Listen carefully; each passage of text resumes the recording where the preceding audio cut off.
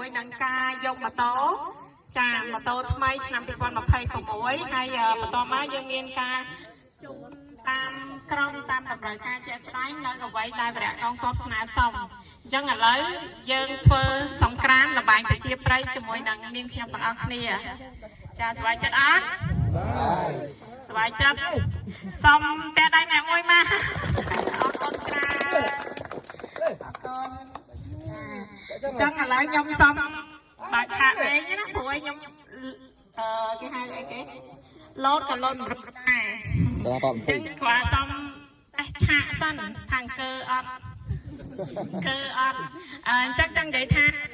នាំគ្នាលេងល្បែងប្រជាប្រិយលោតបានអញ្ចឹងអ្នកឈ្នះ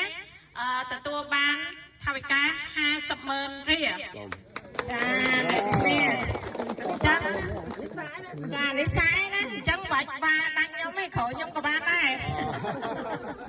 អានេះតែអ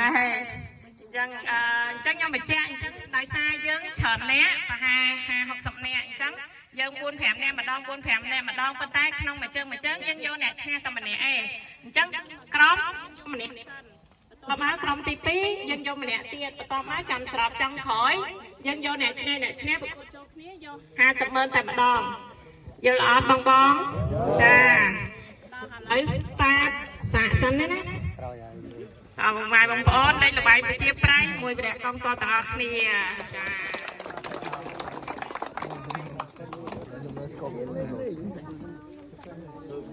1 2 3ខំតបានដែរគូវត្តអត់ឡើងអស់តែទី1ខំបានដែរអូយអ